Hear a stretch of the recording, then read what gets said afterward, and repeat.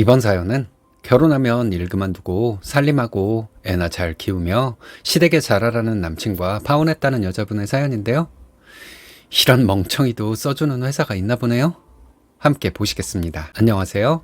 20대 후반 결혼 준비 중이었던 예신입니다. 이제는 예신도 아니네요. 2년 사귄 남자친구가 결혼 직전에 돌변하길래 파혼을 하게 되었습니다. 지금 생각해보면 천번만번 잘한 일 같네요. 하지만 좀 씁쓸한 생각이 드는 건 어쩔 수 없나 봐요. 전 남친은 30대 초반이고 소개팅으로 만나게 되었어요. 저는 일반 사무직이고 남친은 기술 쪽 일을 하고 있습니다. 제가 원래 가정적이고 조용한 사람을 좋아하는 편이라 아는 선배가 딱 맞는 사람이 있다고 해서 만나게 되었는데요. 인상이 서글서글하고 순수한 느낌이 들어서 참 좋았습니다. 제가 불편하다고 하는 일이 있으면 한 걸음에 달려와서 항상 도와주었고 언제나 제 옆에서 함께 해줄 것 같은 사람이었어요.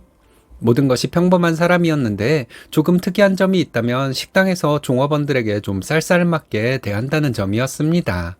저희는 워낙 요리하는 걸 좋아하다 보니 거의 외식을 안 하는 편이었는데 한 번씩 기분도 낼 겸 식당에 가면 일하시는 분들에게 무뚝뚝하게 대하는 편이더라고요. 메뉴를 빨리 안 갖다 주면 성질을 내고 돈 받고 일하는 사람들이 왜 저러는지 모르겠다면서 툴툴거렸습니다.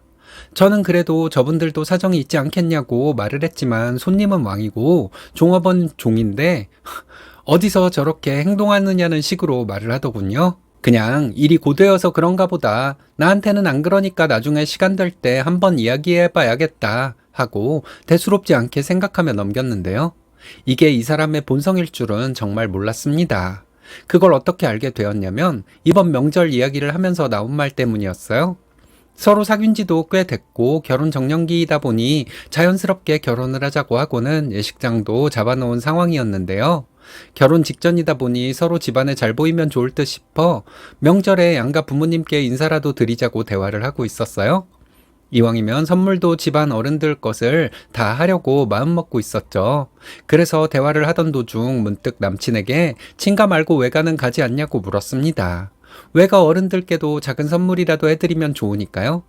저희 집은 아버지가 워낙 개방적인 편이라 외갓집이랑 친하기도 하고 명절에도 외가에 먼저 가기도 하니까 흐름상 자연스러운 질문이었어요.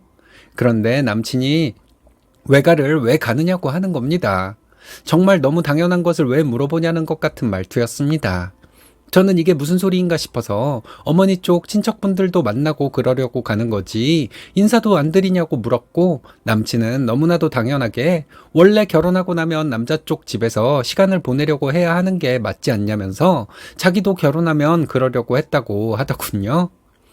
순간 어안이 벙벙하고 너무 어이가 없어서 그게 무슨 소리냐고 물었더니 자기가 보고 자라온 것이 그렇고 집안 분위기가 전반적으로 다들 그러는 편이라서 다르게 살 순 없을 것 같다고 하는 거예요. 그 집안 자체가 여자 쪽을 완전히 무시하고 오로지 남자 쪽 아들들만 중시하는 집안인 것 같다는 생각이 들더라고요. 저는 요즘이 70년대도 아니고 누가 그렇게 사냐면서 그렇게 하면 결혼 생활 못한다고 웃으면서 말했더니 그러면 자기랑 결혼해서 어떻게 살려고 했냐면서 정색을 하더라고요. 여자가 결혼하고도 정신을 못 차리면 안 되지. 남자가 하늘인데 남자 쪽으로 와야지 명절에 어디를 가려고. 음식하고 제사는 누가 지내라는 거야? 순간 너무 기분이 나빠서 무슨 말을 그렇게 하냐. 여자들이 무슨 죄가 있길래 엎드려 기면서 살아야 되냐고 맞받아쳤습니다. 솔직히 그렇잖아요. 제가 뭐 정략 결혼을 하는 것도 아니고 똑같은 경제력을 가지고 동일한 조건에서 결혼을 하는 건데 저렇게 말하는 건 진짜 용납이 안 되더라고요. 근데 남친이 그 말을 듣더니 기분 나쁘게 피식 웃는 겁니다.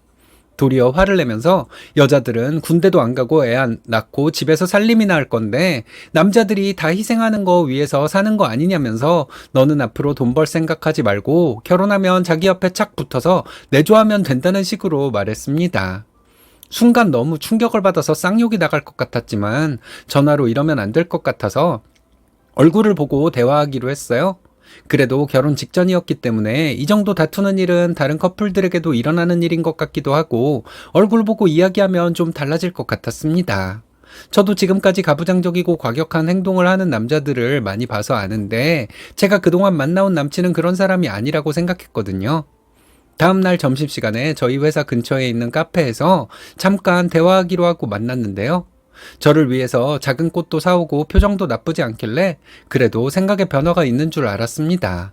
남친은 저를 보고는 자기가 하루 종일 생각도 해보고 주변 사람들한테 물어도 봤다고 말을 꺼내길래 주변에서도 비정상적인 생각을 하는 남친에게 한 소리 했나 보다고 생각이 들었어요.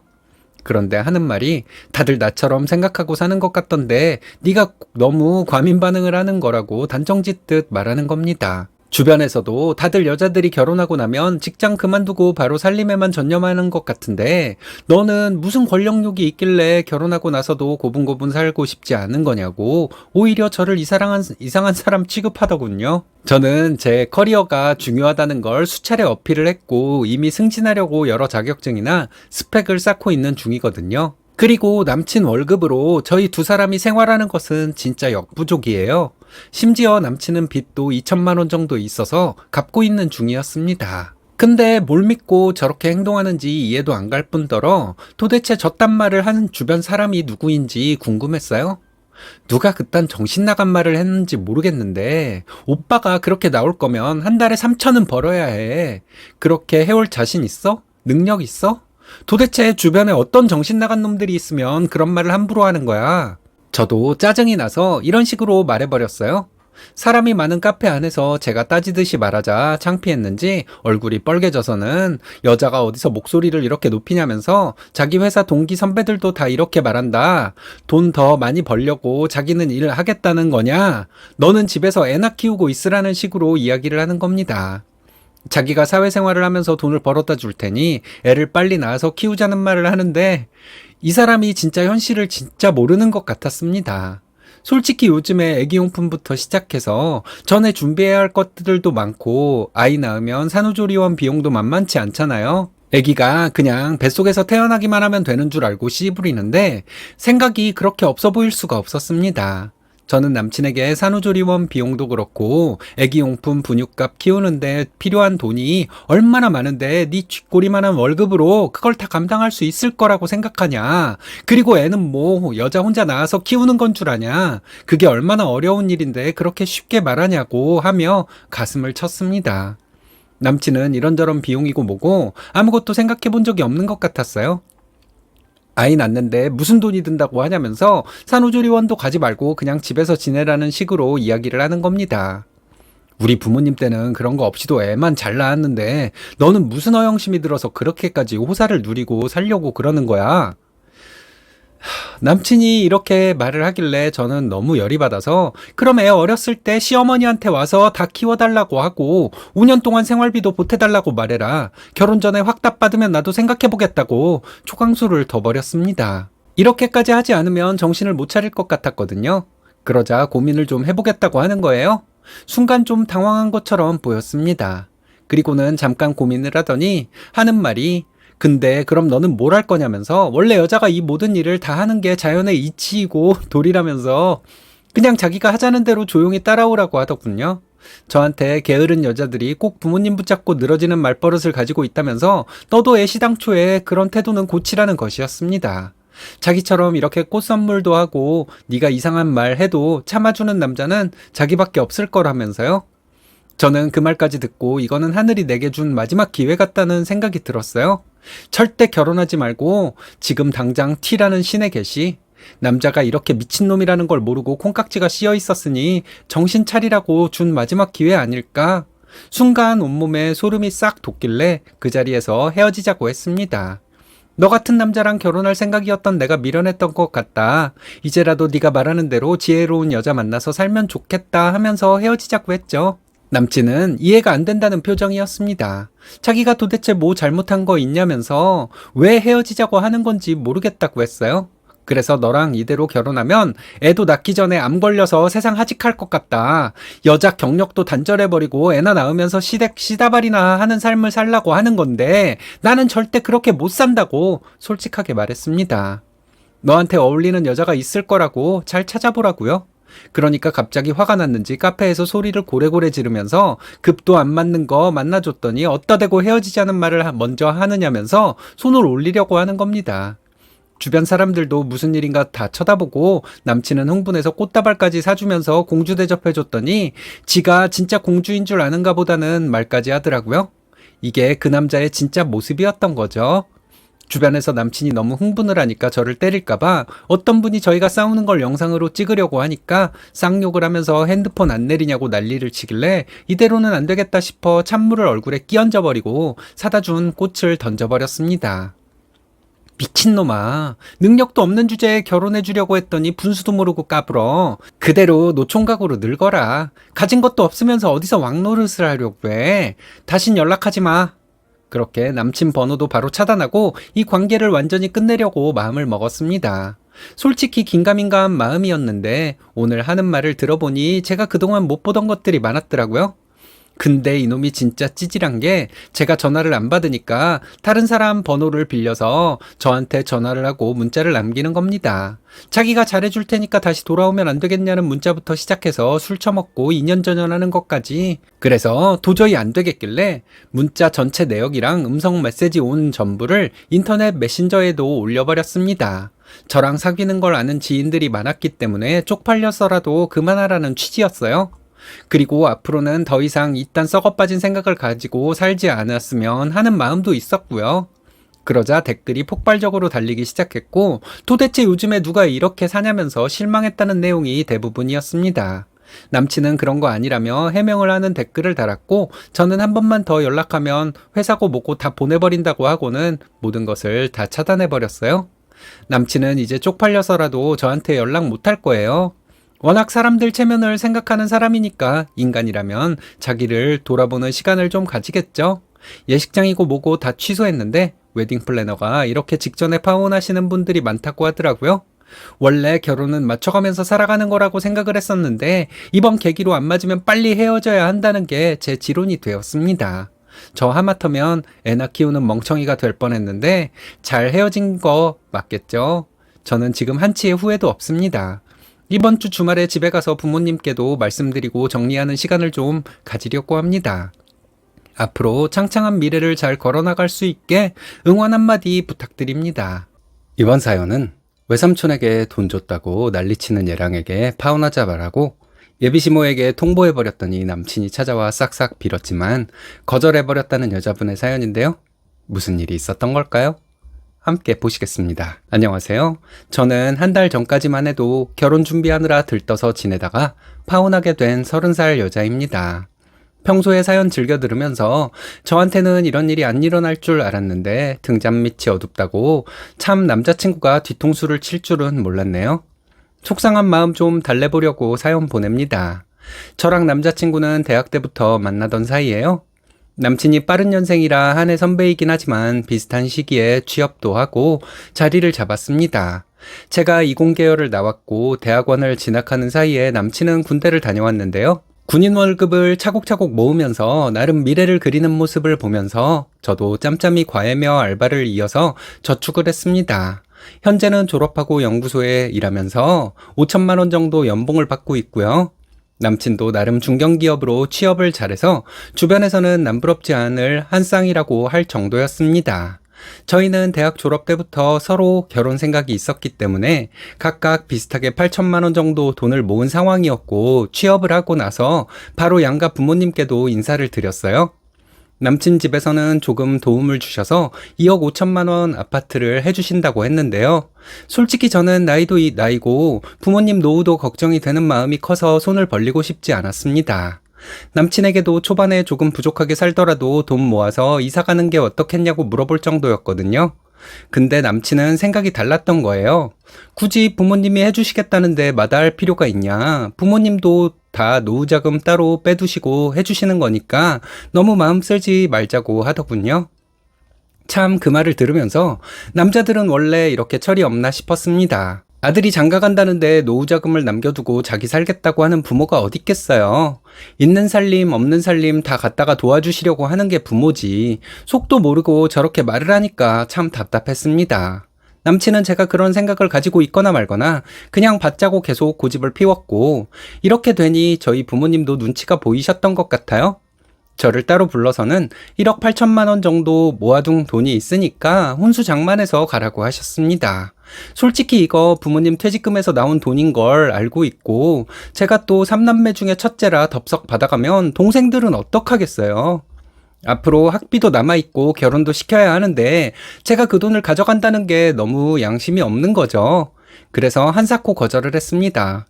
그냥 부모님 도움 안 받고 내가 대출을 받아서라도 내 힘으로 간다고요? 근데 결혼이라는 게 간단하지가 않은 거라 제가 생각하는 거랑 어른들이 생각하는 게 다른 것 같았습니다. 부모님 왈, 너야 그러면 속이 편하겠지만 딸이 아무것도 안 해가면 부모님 얼굴에 먹칠하는 거다라고 하시는 말씀에 어쩔 수 없이 받아둘 수밖에 없었어요. 솔직히 결혼 준비하면서 싸우는 사람들 많다지만 저는 그냥 조용히 평화롭게 하고 싶었거든요. 근데 예상외로 남친이 돈에 욕심이 많은 것 같아서 지혜롭게 넘어가지 않으면 안 되겠다 싶었습니다. 사실 남친에게는 제가 8천만 원만 모아뒀다고 했지만 사실은 1,500만 원 정도가 더 있었는데요. 이게 사연이 있는 돈입니다. 저희 부모님이 둘 다 맞벌이를 하시면서 저희 삼남매를 키우시느라 여행 한 번을 못 가보셨어서 나중에 제가 자리를 잡게 되면 꼭 여행 보내드리려고 따로 모아두었던 거예요. 그리고 저희 집이 어려울 때마다 몰래 300만 원, 500만 원씩 도와주셨던 외삼촌께도 자그맣게나 보답을 하고 싶어서 아끼고 아껴서 남긴 거였습니다. 남친이랑 부모님은 이 돈의 정체를 몰랐고 저도 제 돈이라고 생각해 본 적이 없었던 거죠. 그러다 최근에 외숙모가 당뇨 합병증으로 몸이 안 좋아지면서 일을 못하게 되었다는 소식을 들으니 결혼 전에 빨리 도움을 드리고 가야겠다는 생각이 강하게 들더라고요. 그래서 부모님과 외삼촌의 식사 자리를 잡고 통장에 1,000만 원을 넣어서 포장을 해서 들고 갔습니다. 그리고 남은 500만 원으로는 부모님 유럽 여행 티켓을 끊었고요. 남친에게 결혼 전에 어른들 모시고 식사를 한다고 하니까 기특하다면서 칭찬을 해주더라고요. 남친도 어른들에게는 잘해야 한다는 주의였어서 이런 분위기라면 감춰두었던 1,500만 원에 대해 그냥 털어놔도 괜찮다고 판단이 되어 솔직하게 이야기를 했어요. 오빠, 나 사실 1,500만 원이 더 있었어. 이거는 내가 부모님하고 외삼촌 드리려고 없는 셈 치고 모아뒀던 돈인데 이번에 외삼촌이 사정이 많이 안 좋아지셔서 드리려고 해. 그러면서 사전에 이야기 못해서 미안하다. 근데 나도 내 돈이 아니라고 생각해서 결혼자금에 넣지 않았다고 털어놓았습니다. 제가 기존에 알고 있던 남친은 이런 걸로 막 따지고 들 사람이 아니라서 그냥 듣고는 알겠다고 할 줄 알았는데요. 갑자기 수화기 너머로 한숨 소리가 크게 들리는 겁니다. 아이씨, 누구는 뭐 돈이 남아도는 줄 아냐? 저는 갑자기 180도 달라진 남친의 목소리에 당황해서 왜 화를 내냐고 물었습니다. 너무 당황스럽고 막말로 1,500만 원이 없었다 하더라도 저희 집에서 해가는 돈이 더 많은 건데 저렇게 나올 하등의 이유가 없다고 생각을 했거든요. 그러자 남친은 저에게 결혼 준비할 때 이렇게 진실되지 못하면 앞으로 살 때는 자기가 얼마나 손해를 보겠냐면서 자기는 지금도 1,500만 원 손해본 거나 다름없다고 했습니다. 참나, 이 말이 이해가 되시나요? 저는 지금 적으면서도 어이가 없어서 손이 다 떨립니다. 누가 해머로 한 방 먹인 것처럼 머리가 띵하길래 아무 말도 안 하고 있으니까 남친은 제가 할 말이 없는 줄 알았나 봐요. 왜 말이 없냐면서 도둑놈 잡는 기분이 이럴려나 모르겠다고 웃으면서 비꼬는데 순간 핀트가 팍 나가더라고요. 미친놈아, 너 뭐라고 했어? 뭐 도둑놈? 저는 너무 열이 받아서 오빠고 뭐고 존댓말도 다 던지고 욕을 한 사발이 해버렸습니다. 내가 너보다 부족한 게 뭐가 있어서 이딴 소리를 듣고 있어야 하고 여자로서 부족함 없이 갖췄고 돈도 더 많이 해가는데 네가 뭔데 경우 없이 이렇게 하느냐고 화가 난 목소리로 말했어요. 저 원래 한번 열받으면 차분하게 할 말 다 하는 스타일이거든요. 이때가 딱 그랬습니다. 그러니까 누가 지원받으면서 결혼하자고 했냐고, 부모님 등골 빼먹으면서 돈 낼름하려고 했던 놈은 네 놈 아니냐고, 너는 수학을 거꾸로 배워서 손해고 뭐고 짓거리는 거냐고 했죠. 제가 준비한 의도도 이해를 못하고 욕을 하는 건 고생한 우리 부모님과 외삼촌을 비하하는 거랑 똑같다는 생각이 들어서 봐주고 싶지가 않더라고요.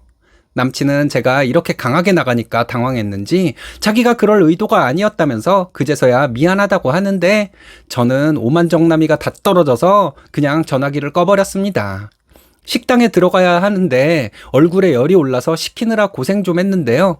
겨우 진정을 하고 들어가서 조용히 식사도 하고 준비한 이벤트도 해드리는데 부모님과 외삼촌이 너무 고맙다면서 자기들이 외려 저를 고생시키는 거 아니냐고 미안해 하시는 겁니다. 어떤 놈은 지 돈도 아닌 걸로 손해봤다고 하는데 이분들은 저를 더 좋은 조건으로 시집 보내지 못해서 머쓱해 하시는 걸 보니까 또 억장이 무너지더군요. 특히 외삼촌이 요즘 사실 많이 힘들었다면서 애들은 커가는데 학원도 몇 개씩 보내려니까 부담이 되셨나 봐요.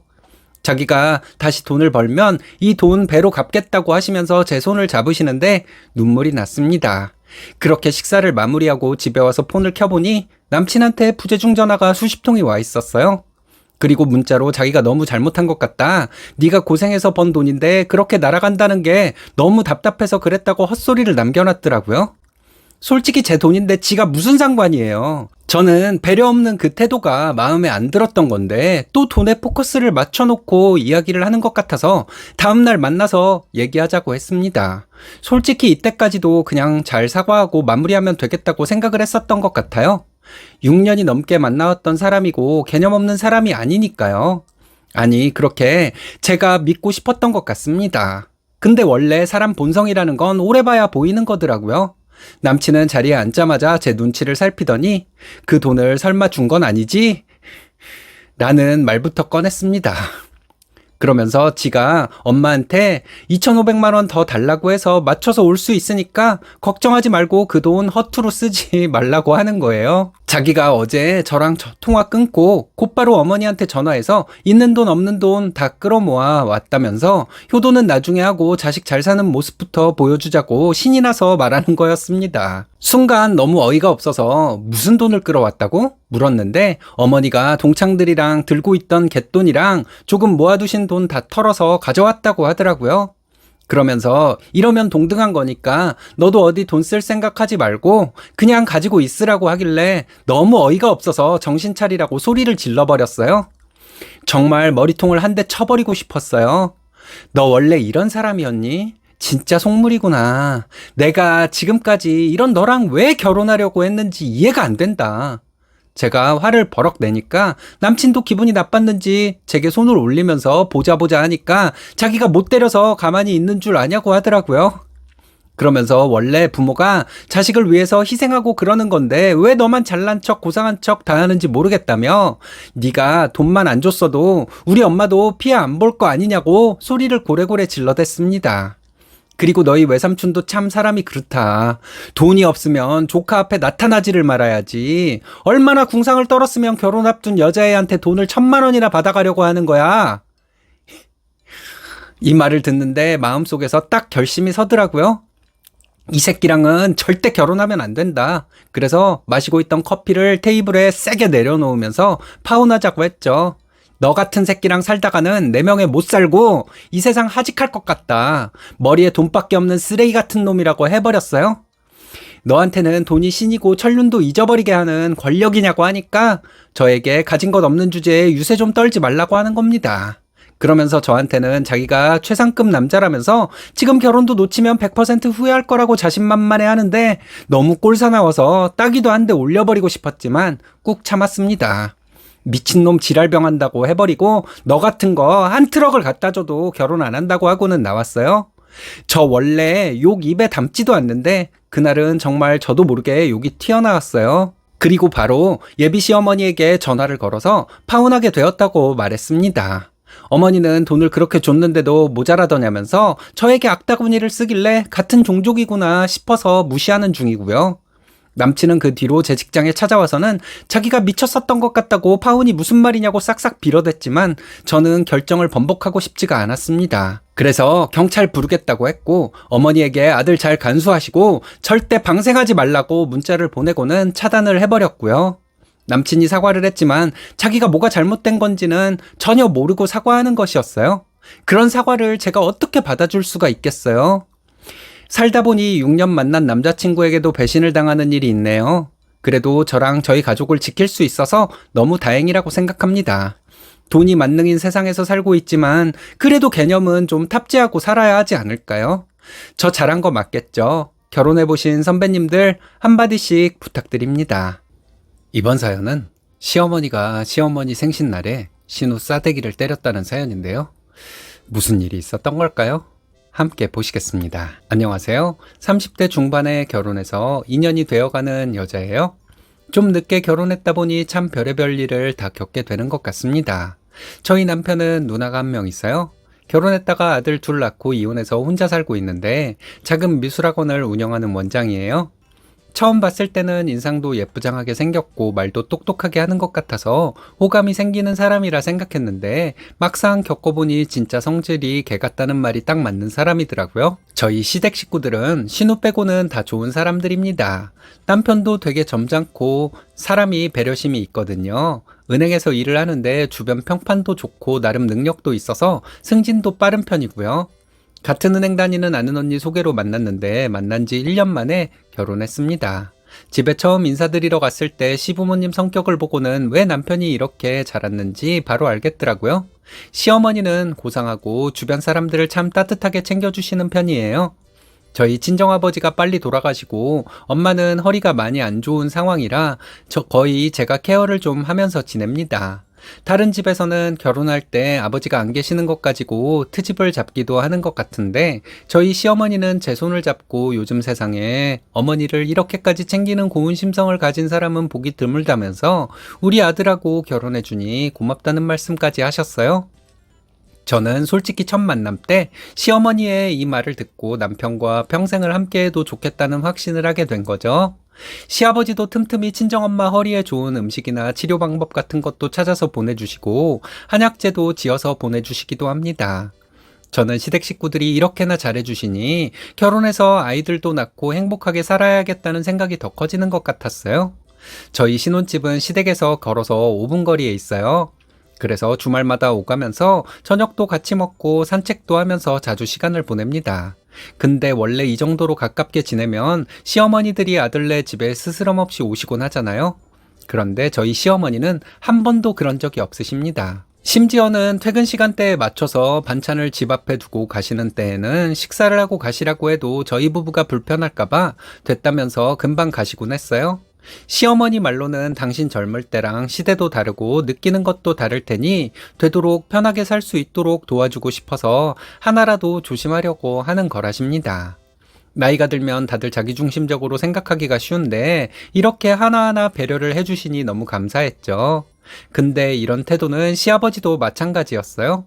저희가 여름 휴가 때 맞춰서 같이 바닷가로 놀러 가기로 한 날이 있었는데 그때 마침 친구분이 돌아가셔서 장례식을 가셔야 했던 겁니다.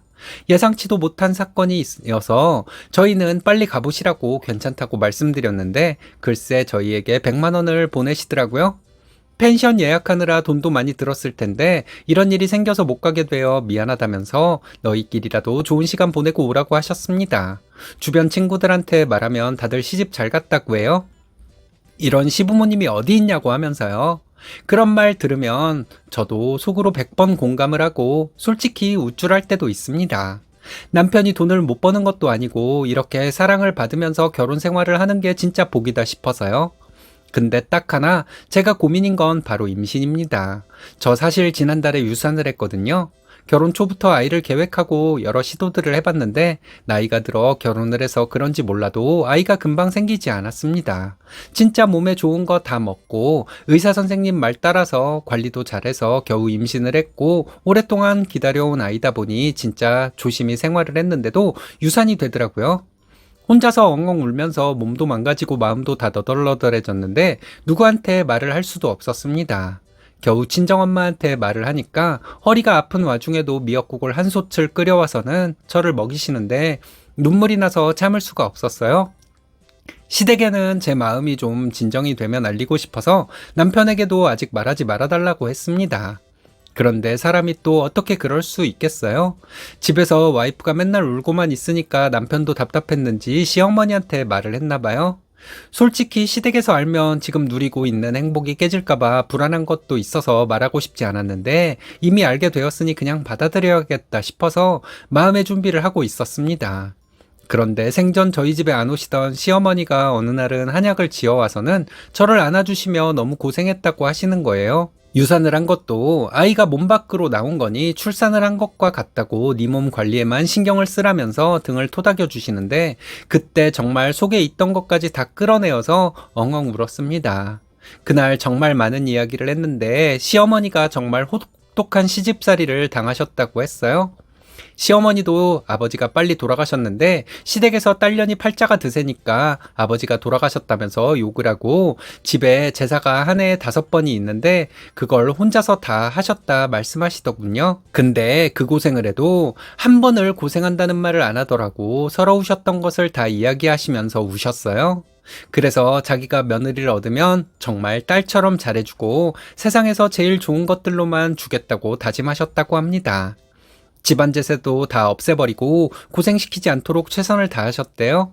그러면서 저에게 아이가 없어도 상관없으니 너희 부부 행복하게만 살면 된다고 이미 우리 집에 들어온 이상 너는 내 딸이니까 편하게 마음 먹고 살라고 해주셨습니다. 저는 정말 시댁에 잘해야겠다는 결심이 강해졌고 몸만 나으면 시부모님 모시고 좋은 곳 좀 다녀와야겠다고 생각하고 있었어요. 근데 문제는 신우가 이사 오면서부터 발생했습니다. 신우가 원래는 서울에서 미술학원을 운영하면서 살고 있었는데 이게 좀 안 됐는지 최근에 저희 시댁 근처로 이사를 왔어요. 서울 살 때는 워낙 바쁘기도 하고 연락할 일도 별로 없어서 부딪히지도 않았는데 2달 전 이사 오고 난 뒤로부터는 태도가 조금씩 달라지더라고요. 애들이 초등학생, 중학생 이렇게 둘인데 저희 남편에게 다짜고짜 전화를 해서는 삼촌으로서 조카들 선물이나 학비를 좀 줘야 하는 거 아니냐면서 괜한 시비를 거는 것은 물론이고 저에게는 왜 주말마다 시댁에 가서 청소 빨래를 돕지 않냐고 언성을 높이기도 했습니다. 신우가 제 상황을 알 리가 없으니 그냥 몸이 좀 안 좋아서 그랬다고 이야기만 했는데요. 그 말을 듣고는 요즘 것들은 결혼하고 권리만 누리려 하지 책임은 다하지 않는다면서 버릇을 고쳐줘야겠다고 하는 겁니다. 저는 신우가 이런 말을 했다는 걸 굳이 남편에게 알리지는 않았어요. 남편도 누나를 좋아하는 편은 아니었거든요. 남편이 가지고 있는 누나에 대한 이미지는 사고뭉치, 고집불통, 고집스런 사람이었습니다. 학교 다닐 때부터 성적은 안 되는데 미대 간다면서 집안 기둥뿌리를 다 뽑아놓고 대학 가서는 술이나 마시고 다니고 학사 경고 받아서 시부모님 속은 혼자 다 썩였다고 하네요. 근데 여기다 대고 저한테 이런 말을 하는 걸 그대로 옮기면 또 불난 집에 휘발유 붓기가 되니까 그냥 조용히 있었습니다. 근데 며칠 뒤에 신우가 갑자기 주말에 마트 좀 같이 가야 하니까 시간을 비워놓으라고 하더라고요. 남편한테는 비밀로 하고 나오라고 하는데 몸도 안 좋고 별로 얼굴 보고 싶지도 않아서 제가 뭐 할 일이라도 있냐고 물었죠. 그랬더니 신우가 말하는데 무슨 말대꾸를 그렇게 하냐며 아무 소리 말고 나오라는 말만 하고는 전화를 툭 끊었습니다. 속에서 열불이 나서 그냥 잠수 타버릴까 싶었어요. 근데 그러면 또 꼬투리 잡히는 꼴이 될까 해서 그냥 준비를 하고 나갔습니다. 원래 제가 집 밖으로 나가는 성격도 아니고 어딜 가면 꼭 남편이랑 같이 이야기를 하고 움직이는 스타일인데 그날은 아무 말도 없이 나가려고 하니 남편도 이상했나 봐요. 저에게 어딜 가냐고 묻길래 그냥 집 앞 산책이나 할까 해서 나간다고 둘러댔더니 건강도 안 좋은 사람이 이 더운 날씨에 나가서 기절이라도 하면 어떡하려고 그러냐고 자기랑 같이 가자고 하는 겁니다. 순간 당황해서 어버버하고 있었더니 남편은 제가 산책하려고 하는 게 아니라는 걸 눈치챘는지 바로 무슨 일이 있냐고 꼬치꼬치 캐물었어요. 그래서 약속 시간은 다가오지 신우는 또 늦으면 지랄할 게 뻔하니까 그냥 솔직히 다 말했습니다. 신우가 갑자기 장을 보자고 하니까 나가야지 별 수 있겠냐고 했더니 남편이 장은 무슨 장이냐면서 너한테 또 한 소리 하려고 괜히 부르는 것 같다. 내가 같이 가겠다 하면서 씩씩대는 거예요. 이럴수록 일이 커질 것 같아서 혼자 갔다 오겠다고 했지만 자기 와이프한테 스트레스 주는 꼴은 절대 못 본다면서 굳이 따라서 나왔습니다. 솔직히 남매 간에 싸움이 생겨서 큰일이 나면 어떡하나 생각도 들었지만 한편으로는 이번 계기로 그냥 신우랑 서먹해지는 게 나을 수도 있겠다 싶었는데요. 마트 앞에 도착하니 선글라스를 착 끼고 차 안에 앉아있는 신우가 보였습니다. 저한테 계속 전화를 걸면서 언제 오냐고 욕을 하고 있는 것 같았어요. 남편은 제게 그냥 전화 받지 말라고 하고는 저벅저벅 걸어가더니 신우 창문을 똑똑 두드렸습니다. 누나, 여기서 뭐해? 신우는 저랑 남편이 같이 서 있는 걸 보고 좀 당황했는지 남편에게 왜 같이 왔느냐고 하면서 크게 웃어댔고 남편은 오랜만에 같이 장을 본다고 하길래 나도 한번 따라와 봤다고 했어요. 신우는 뭔가 계획에 차질이 생긴 것처럼 얼굴이 엄청 빨개지더니 저에게 너는 눈치가 그렇게 없어서 어떻게 사회생활을 하냐고 화를 내기 시작하더라고요. 아니 신우랑 며느리가 같이 쇼핑을 할 수도 있는 거지. 그걸 남편한테 쪼르르 또 말해가지고 이게 뭐니? 그리고 남편에게도 여자들끼리 시간 보내는데 남자가 끼는 거 아니라면서 한마디 하고는 기분이 상했다면서 가려고 차에 시동을 걸었습니다. 남편은 그 말에 화가 났는지 어딜 가려고 하냐면서 내려서 이야기 좀 하자고 하고는 신우 가방을 뺏어서 들고 근처 커피숍으로 들어갔어요. 그렇게 어쩌다 보니 삼자대면을 하게 되었고 남편은 나를 잡았다 할 만큼 할 말을 다 해버렸습니다. 나는 우리 와이프 힘들게 하는 사람이 누구든 가만 안 둔다. 누나가 이 사람에게 시집살이 시키려고 했다면 그 마음 접고 그냥 살아라. 누나가 그동안 집안에서 문제 일으킨 게 얼만데 그거 다 내가 커버 쳐주고 살았으니까 이제 우리 집은 건드리지 말아라. 이렇게 말을 하면서 신우가 잘못했던 것들, 집에서 돈 가져다 썼던 것 하나하나 다 짚어가며 말하더라고요. 저는 남동생이 이렇게까지 말을 하면 솔직히 쪽팔려서라도 미안하다 할 줄 알았거든요. 근데 우리 신우 진짜 사상이 남다른 게 거기다 대고 뭐라고 한 줄 아세요? 그게 네 돈이니? 부모님 돈이지. 그리고 남자는 빠지세요. 남편으로서 권리만 있는 줄 알겠지만 신우로서 교육시킬 수 있는 권리도 있는 거야. 네가 이렇게 나오는데 며느리가 싸가지가 있을 수가 있겠니? 와, 이 말 듣고 진짜 세기의 미친년이다 싶었습니다. 그러면서 제가 하나하나 마음에 안 들었대요. 신우 이사할 때 안 도와줬던 거, 집들이 때 음식을 많이 차려놨는데 잘 안 먹었던 거, 그날 설거지도 안 하고 그냥 집에 갔던 거, 이런 게 마음에 안 들었다는 겁니다. 근데 저 그때 유산하고 진짜 몸 상태가 안 좋아서 움직이지도 못하는 상황이었거든요. 그리고 집들이도 안 가고 싶었고 남편도 시부모님도 그냥 오지 말라고 하셨는데 그래도 신우 너무 외로울까봐 힘이 되어줘야겠다 싶어서 간 거였습니다. 음식 냄새만 맡아도 토하고 싶었던 거 다 참으면서 밥 한 그릇 비우려고 노력한 건데 사정은 하나도 모르고 그냥 냅다 제가 미운 거였대요. 참 눈물이 다 나려는 걸 꾹 참고 듣고 있는데 글쎄 앞으로도 그런 일이 있으면 자기가 나서서 혼낼 거라면서 오늘도 장을 보는 내내 하나하나 가르치려 했다. 짐도 직접 들어보게 하고 예의 있게 좀 배우라고 한 거였다. 이러더라고요. 누가 들으면 저를 엄청나게 생각해주는 양 우쭐대면서 말을 했습니다. 남편은 그 말을 듣자마자 제가 유산했다는 이야기를 꺼내려고 하는 것 같았어요. 근데 그건 저를 더 비참하게 만들 것 같아서 그냥 남편을 저지하고 죄송하다 더 잘하겠다 하고 나와버렸습니다. 신우는 싸가지 없는 게 말도 안 끝났는데 먼저 간다면서 그걸로도 전화해서 뭐라고 했지만 눈물이 나와서 참을 수가 없었어요. 그렇게 한 2주 정도 그 생각이 나서 울다가 자다가를 반복하다가 시어머니 생신날이 되었습니다. 원래 같으면 아무도 만나지 않고 그냥 집에 있을 텐데 그래도 특별한 날이니까 예쁘게 화장도 하고 시어머니 좋아하시는 갈비랑 거봉이랑 가을에 두르실 스카프도 하나 사서 시댁에 갔어요. 가니까 신우가 소파에 앉아서 TV를 보다가 제게 이제 왔냐면서 빨리 일하라고 하더라고요. 그래서 눈도 안 마주치고 주방에 들어가서 일했습니다. 시어머니는 잠깐 나가셨는지 집에 안 계시더라고요. 남편은 제가 걱정되었는지 주방에서 저를 돕고 있었고 신우는 옆에서 애가 놀아달라고 하는데도 꼼짝도 안 하고 TV만 보고 있었습니다. 속으로 진짜 어떻게 저런 인간이 다 있을까 싶기도 하고 그래도 남편 식구니까 참아야지 싶기도 해서 구역질이 나올 지경이었는데요. 오랜만에 일을 하니까 머리가 핑 도는 것 같아서 잠깐 앉아서 물을 마시고 있는데 신우가 들어와서는 시어머니 드리려고 사온 거봉을 좀 씻어 오라고 하는 거예요. 순간 참고 있던 게 한꺼번에 폭발하는 것처럼 화가 머리끝까지 났습니다. 아무리 염치가 없어도 그렇지 어떻게 어머님도 안 드셔보신 걸 먹자고 할 수가 있는 건지 싸가지가 없는 건지 개념이 없는 건지 너무 화가 나는 겁니다.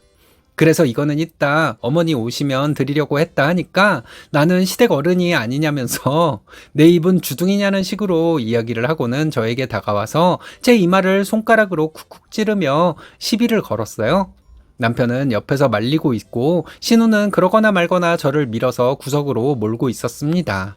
뺨을 한 대 때릴까 말까 수십 번도 더 고민하고 있는데 그때 이것들이 지금 뭐하고 있는 거야? 누군가 소리를 지르는 게 들리는 거예요. 딱 보니까 시어머니였습니다. 두 손에 장봐오신 것을 바닥에 팽개치고는 신우 앞으로 와서 지금 뭐하는 짓거리냐고 물었고 신우는 엄마 이게 말을 싸가지 없이 하잖아. 엄마 생일 선물로 거봉을 가져온 거니까 나는 손도 대지 말라는 식으로 화딱지가 안 나게 생겼어? 라며 아무렇지도 않게 이야기하더군요. 아마도 시어머니가 자기 편인 줄 알았나 보죠. 근데 그때 시어머니가 신우 뺨을 세게 갈겨버리더니 옆에 있는 싱크대에 설거지하려고 받아놓은 세제물을 신우 머리에 부어버렸습니다. 그리고는 네가 뭔데 애를 쥐잡듯이 잡으려고 하냐면서 얘가 지금 몸이 얼마나 힘든데 네가 상전 노릇이냐고 등짝을 계속 때리는데 진짜 속이 다 시원해서 사이다 마신 줄 알았어요. 시어머니는 내가 너 때문에 속 썩은 것도 억울해 죽겠는데 니네 동생 가정마저 파탄 내려고 작정을 했냐면서 그럴 거면 너도 당장 나가라고 소리를 지르셨습니다. 신우는 졸지에 쌍욕을 먹고 뺨을 맞은 게 억울했는지 엄마는 왜 딸한테 더 난리냐면서 엉엉 울기 시작했고 그러거나 말거나 머리를 쥐어박으며 네가 돈 까먹고 사고쳐서 우리를 스트레스 받게 한 것도 모자라서 유산한 올케를 그렇게 못살게 굴면 되느냐고 하면서 생일이고 뭐고 당장 나가라고 하셨어요. 그리고 신우 가방을 현관 밖에다가 던져버리고 등을 떠밀어서 내쫓으셨죠. 신우는 애를 데리고 후다닥 나갔고 그 뒤로 저에게 죽일년 살릴년 욕을 하면서 문자를 보냈습니다. 시어머니가 그걸 보고는 제게 미안하다고 한숨을 푹 쉬시면서 저거 겉으로 허울만 좋고 속은 아무것도 없다. 빚만 지금 2억이 넘어서 돈 달라고 우리 집 근처로 이사를 온 건데 유산이고 뭐고 싹 다 끊어버리고 알아서 살라고 해버려야겠다 하셨습니다. 나중에 보니까 신우가 결혼 생활할 때 무슨 이유였는지는 모르겠지만 빚을 엄청 늘렸다고 해요. 도박을 했거나 남자한테 뜯겼거나 했겠죠. 시어머니는 신우보다 제가 더 딸 같다고 하시며 신우는 자기가 잘 처리할 테니 마음 풀라고 손을 잡고 위로를 해주셨습니다. 그 뒤로 시어머니가 신우를 만나서 앞으로 저에게 하는 걸 보고 사람 취급을 해줄지 말지 결정하겠다고 하셨나봐요. 제게 한 번만 만나달라고 용서해달라고 전화도 오고 문자도 오고 있는 중이지만 저는 응답하지 않고 있습니다. 시어머니가 제게 화가 풀릴 때까지 하고 싶은 대로 하고 말 섞기 싫으면 안 해도 된다고 해주셔서 그냥 앞으로도 신우와 손절한 채로 살려고요. 그래도 개진상 같은 신우가 있지만 시부모님이 너무 좋은 분들이셔서 너무 다행인 것 같습니다. 시아버지도 사건을 들으시고는 집안에 분란만 일으키는 년 집에 들이지도 못하게 하라고 하셨다고 하네요. 꼴 같지도 않던 사람 안 보고 사니까 이렇게 편할 수가 없는데 제가 잘하고 있는 건지 여러분들 생각도 들려주시면 좋겠습니다.